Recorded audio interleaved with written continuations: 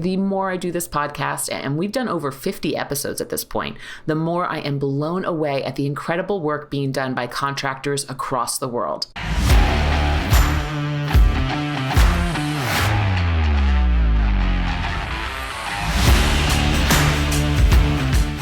You're listening to Toolbox of the Trades, brought to you by ServiceTitan, a podcast for top service professionals where we interview leaders for their best tips and tricks of the trades.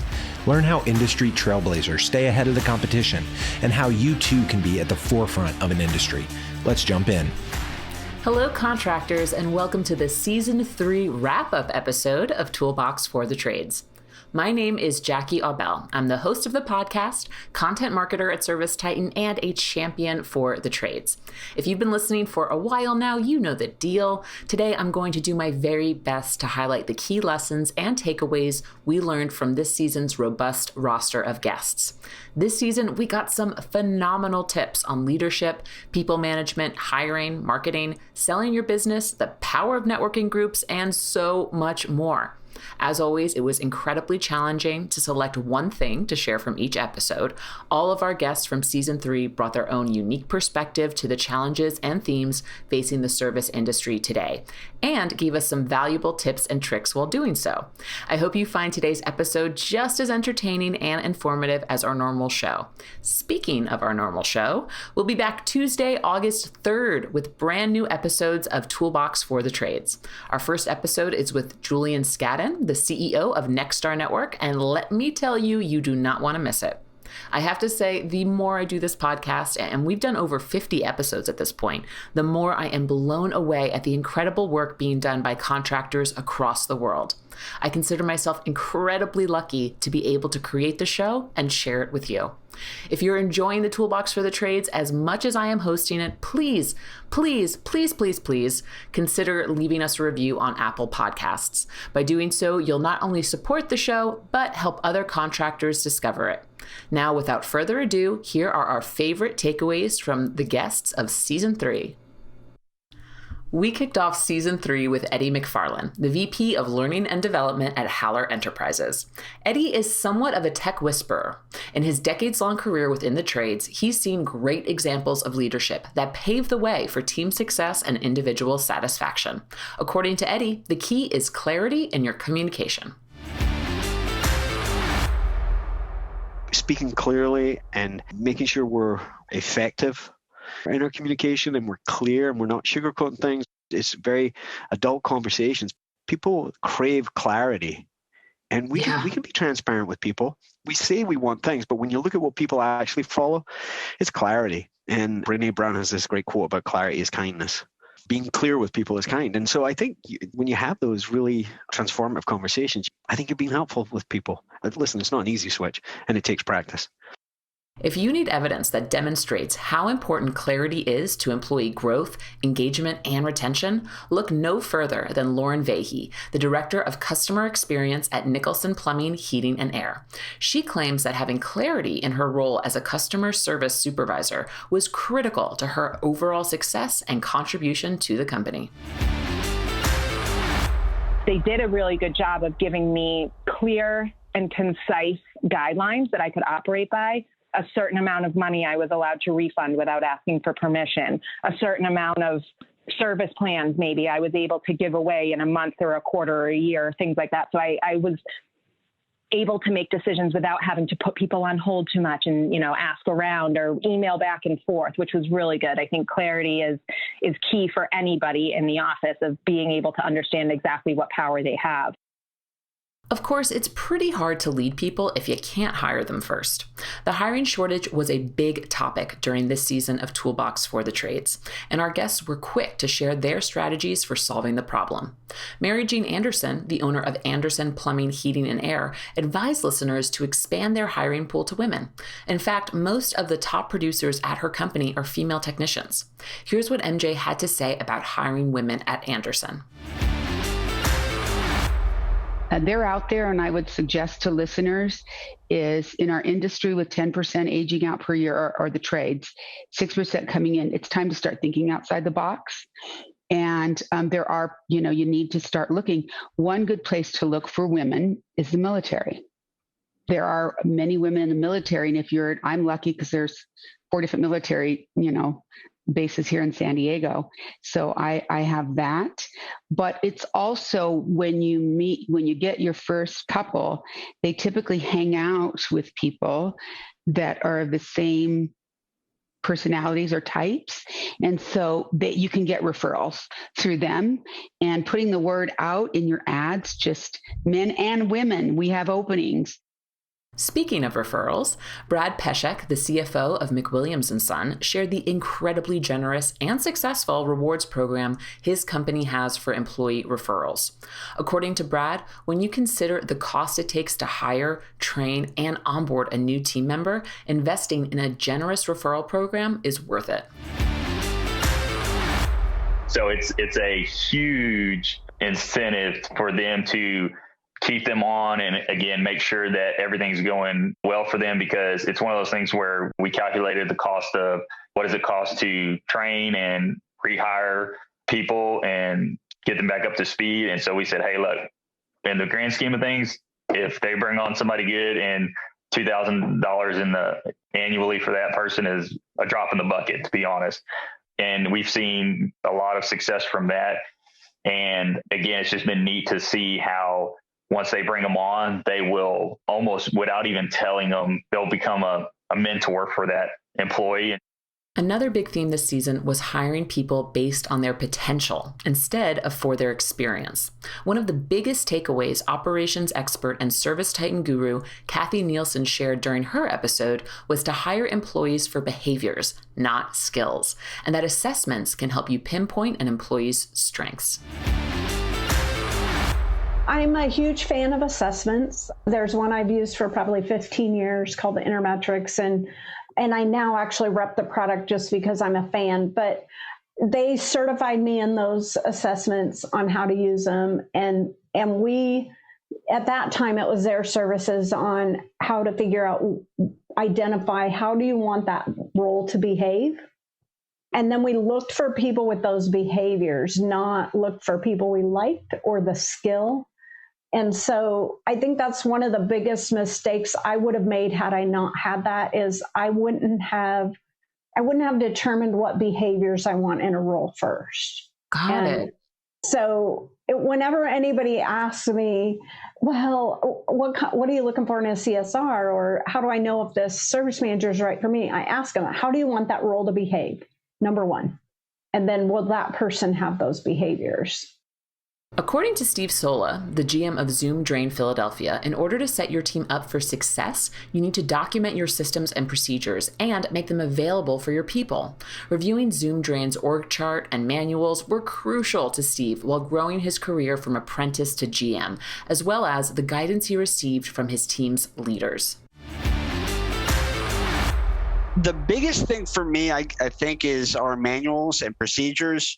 As an apprentice, as a tech, that's what I would focus on. I'd read up on. I'd use that to guide myself.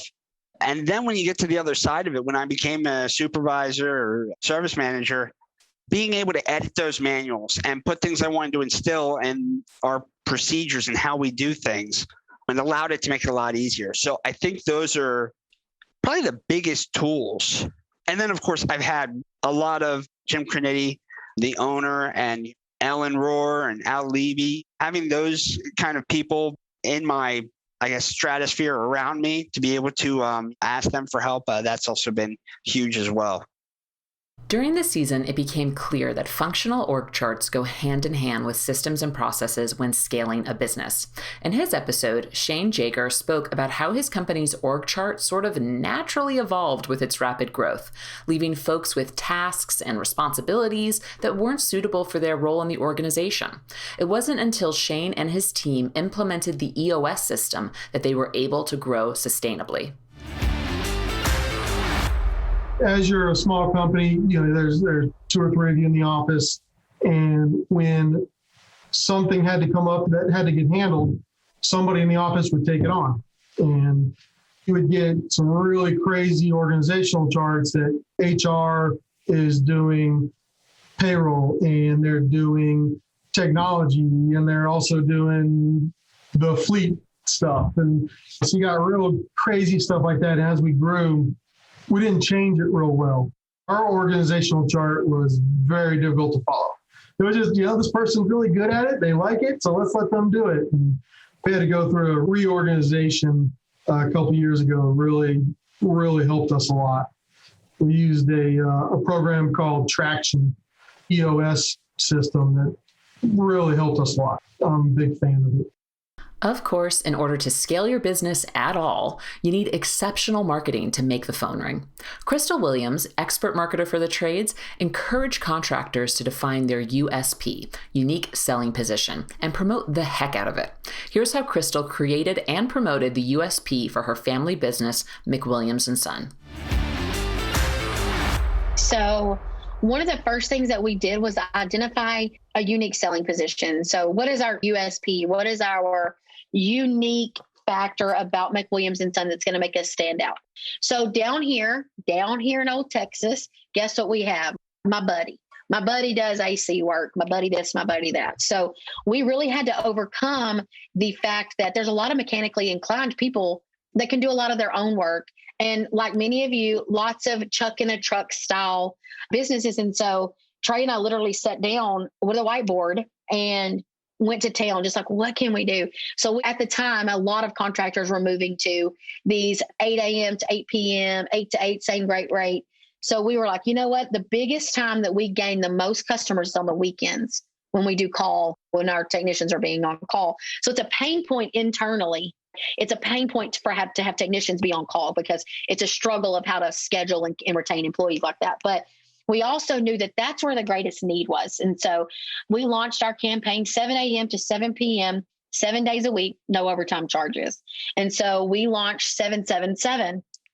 And so in all of my branding, I started listing 7 a.m., 7 p.m., 7 days a week, no overtime charges. And then I launched a radio campaign around, no matter if it's 3 o'clock on a Tuesday or 3 o'clock on a Saturday, give us a call, same great rate.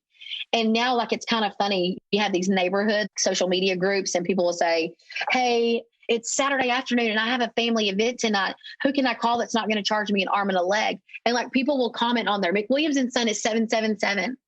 No overtime charges. McWilliams & Son, McWilliams & Son. And naturally, after exceptional marketing, you also need to deliver an exceptional customer experience. During his episode, Eric Knack, the Executive Vice President and GM at Isaac Heating and Air Conditioning, encouraged listeners to not just focus on replacement opportunities, but to focus on overall home performance when servicing customers. By doing so, you'll create lifetime customers who trust you and your team. We have a group of auditors, and they're trained through BPI. We do programs through NYSERDA, which is a New York State Energy with Development Association. But I believe we have about 20 auditors. So they will go out to somebody's home and they will actually do a whole bunch of measurements, temperature, air movement, leakage. We'll use the infrared cameras. And what we do is we basically, after they've done the visit, is they will give the homeowner a kind of a menu. These are all the things that you can do to improve the performance in your home. This is what it will cost you to do it. This is what the savings will be, and this is your payback period. And a homeowner more or less can go through and decide, okay, I'll do 1, 3, 5, and 7 this year, and I'll wait till next year to do the others, and I can do these 3 myself. So it just really gives homeowners an opportunity to save a lot of energy. Ryan Luccia also goes above and beyond when serving his homeowners.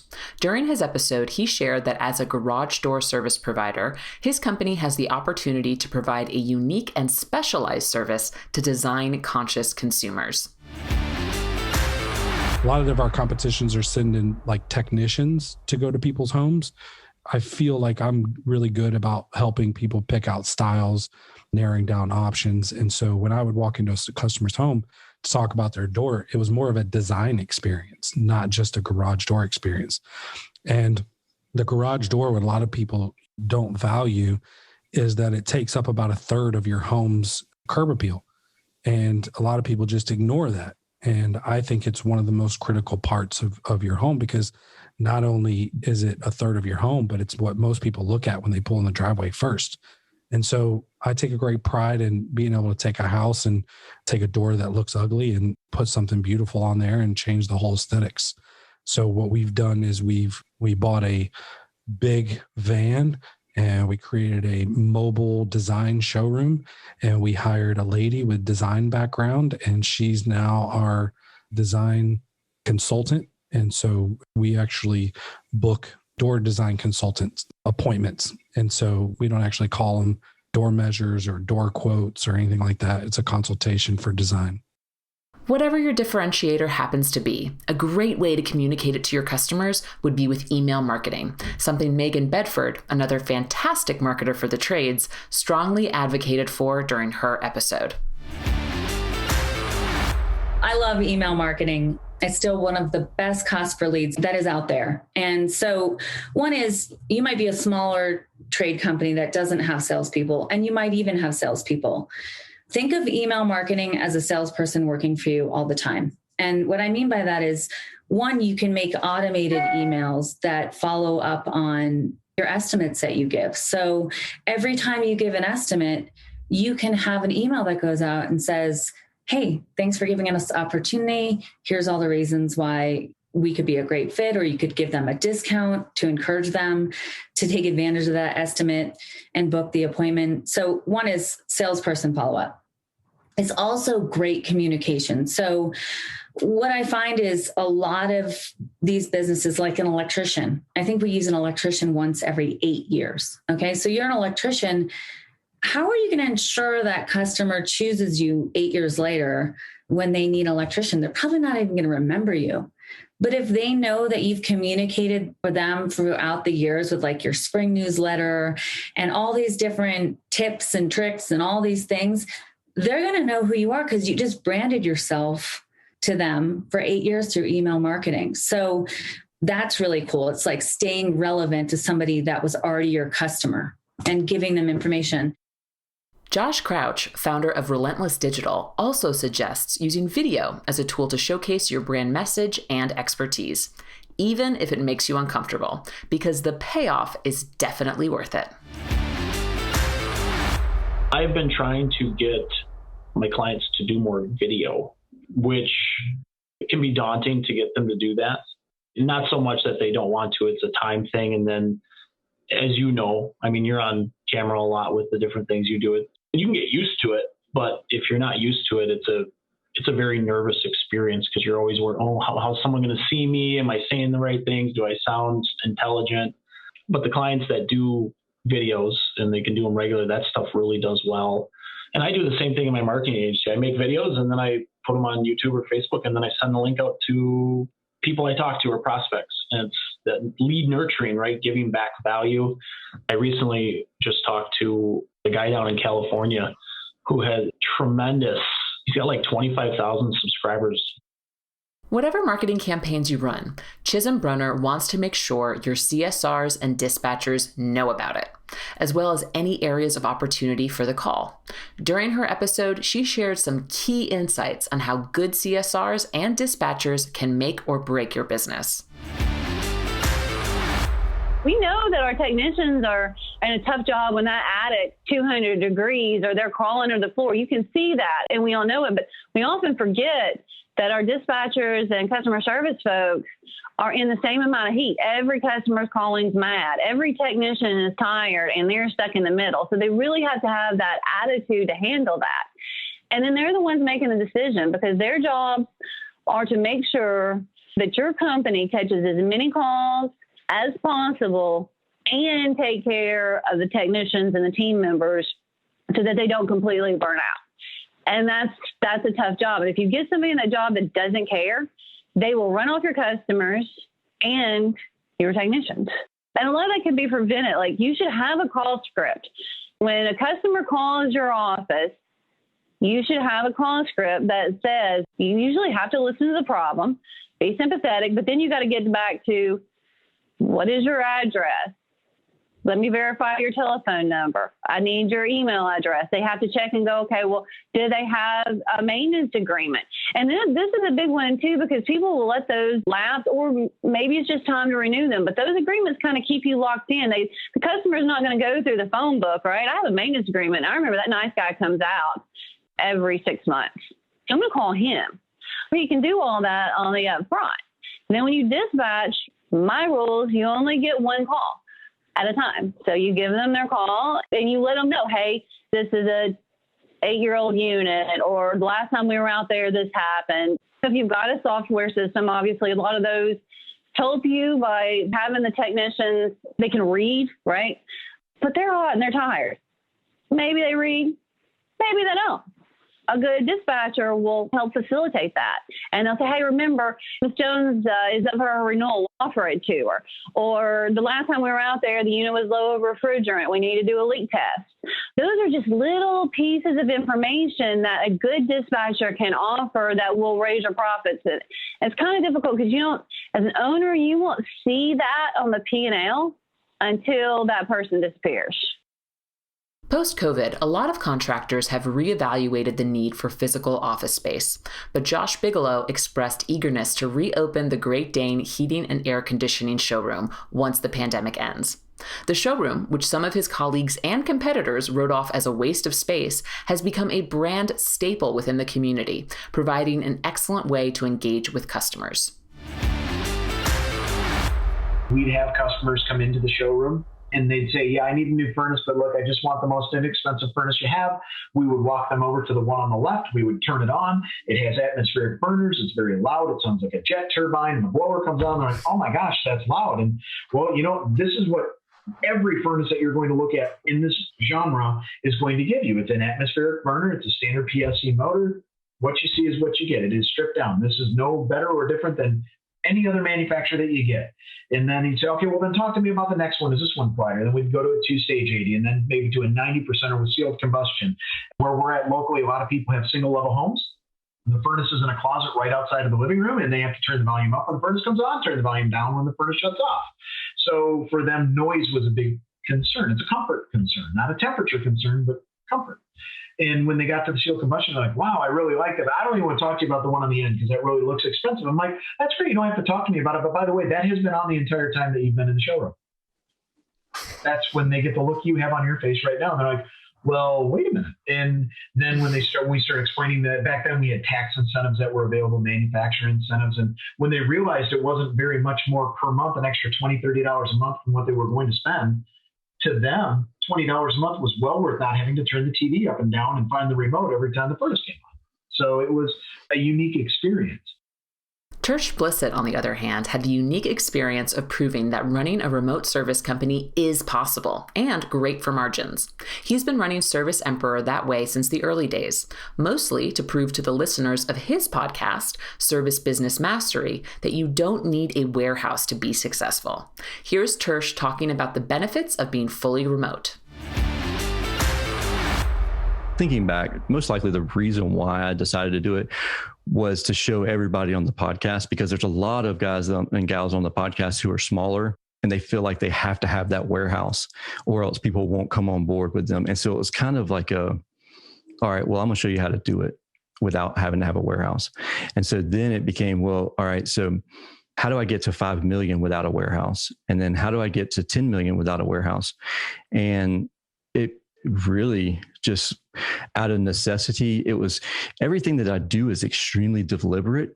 And so then like information management, people were asking, well, how do you have your policies and procedures in a book that your guys can't go get?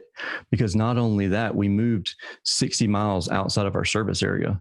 So it's literally an hour drive if the guys wanted to come to our house to get a book to review policies and procedures. So that's a piece of cake.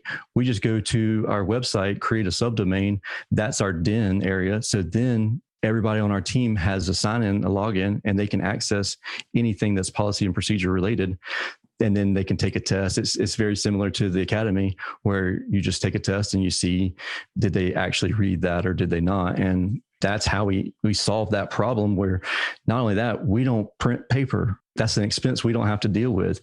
We don't have a warehouse. That's $2,500 a month that I don't have to pay out. So then I can give it to my team. We have nicer vans because of that. We don't have to pay for all those other expenses. And so then people were like, well, what about trash? Well, then I negotiated with all of our vendors like, hey, if you want my business, I have to be able to dump all my trash in your dumpster. So then we got to doing that. And then we got to doing remote inventory. And then we truck replenishment came on board with ServiceTitan. So then it's like, oh, sweet.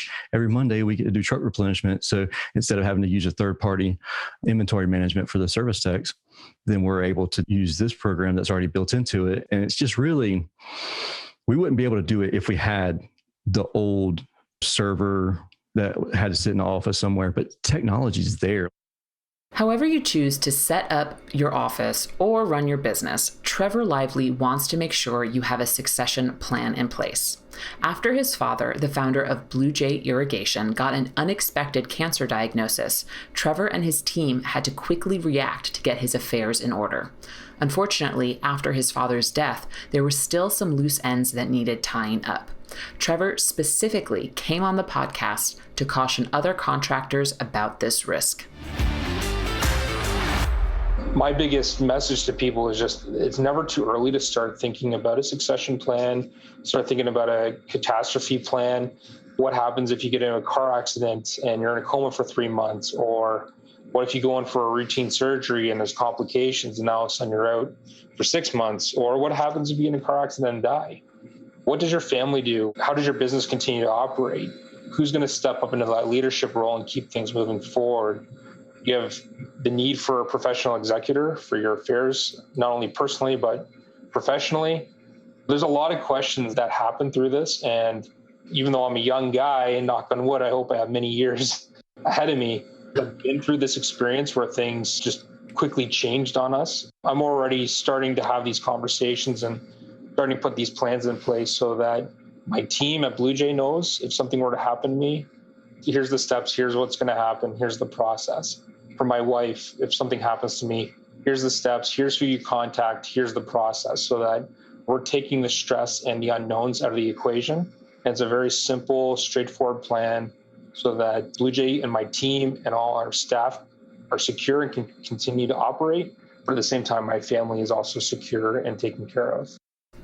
Speaking of security and being taken care of, Brian Cohen from SF&P Advisors offered some sage advice about selling your business during this season of the podcast. The biggest takeaway? Always get multiple offers for your business to get the true market value. Here's Brian. You need to be represented properly so that you get your fair market value. Again, every transaction has its own fingerprint, and I'm not saying they don't. But if you haven't gotten multiple offers, you're not being represented by somebody who knows what the market will bear and has the relationships with the buyers so that the buyers can't play games with you. These are some of the things that happen. All right, listen, I'm a buyer. I want to make friends with the seller. You know, I want to take you out. I want to get to know you. I want you to be able to get to know us. I want to try and develop that chemistry. And then I'm going to put an offer out there for you and hope that it works. Well, most of the times we see those offers really aren't fair market offers. They wind up coming in less than what they would if they knew that they were competing to buy your business. If they're not competing, they are not going to be pushed to maximize what their offer is. Okay. So now you do this deal, right, with this company, this buyer that's been, whining and dining you, and they've been picking up all the dinners, right? Well, in hindsight, those dinners cost you hundreds of thousands or millions of dollars potentially at every one because they didn't give that to you in purchase price. So you just got to be careful. We've say this a lot, and I'm saying it for a second time. You really have one time to make this really good deal for yourself. If by any chance any or all of these topics we covered on this season of Toolbox for the Trades seem daunting or overwhelming, consider this. One of the biggest impacts you can make for your business today, right now, is to commit in investing in yourself. Seriously, and if you don't believe me, talk to Keith Mercurio. The number one hurdle an owner needs to overcome is themselves. And I mean, that can have as little or as much meaning as you want. But the reality is that what I've witnessed inside of most leadership anywhere, regardless of the industry, is that people are consistently wanting to, they say, like, my team doesn't get it and I can't find good people. And they're constantly looking externally at the factors that are limiting their growth. In our industry, it's very clear that people will say the number one constraint to growth is talent. Everybody kind of just generally agrees on this. And yet I just finished my role consulting with the leadership team at Radiant Plumbing and Brad and Sarah Casebeer down in Austin, Texas. Well, Brad and Sarah Casebeer just went from 20 million in revenue in 2019 to 38 million in 2020. during a pandemic, hired 100 people. So yes, there is a lack of available talent. And part of that is because people who are truly talented in their leadership are creating an absolute siphon of that talent where they're running downhill into their businesses. And that's why they're expanding the way that they are. So Brad and Sarah Casebeer are two people who their journey had an exponential trajectory when they decided they were going to invest in themselves and their own personal growth and development. And these are people that absolutely made a commitment to their own growth and then in turn invested in the growth of their leadership team. And that's in large part, I mean, they got a lot of great things going for them. They're in a good market. They've got a great brand that they've built. I mean, a lot of great stuff, but there's no question. You look at their history and their trajectory it's like a hockey stick type of a curve when they got serious about investing in themselves as human beings. Owners are the number one constraint of their own success. And people who are consistently, if somebody thinks it's somebody else but them, then that's the sure sign it is them.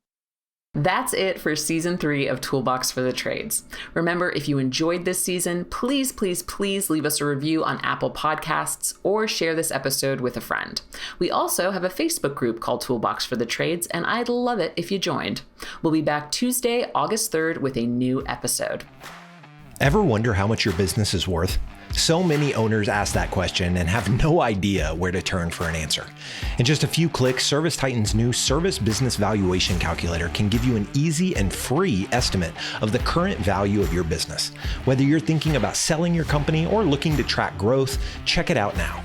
Visit ServiceTitan.com/value. Again, that's ServiceTitan.com/value. See how much your business is worth today. Want to network with fellow service entrepreneurs and former guests of this podcast?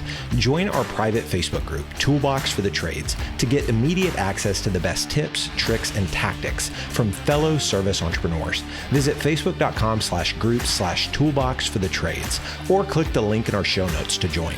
See you online.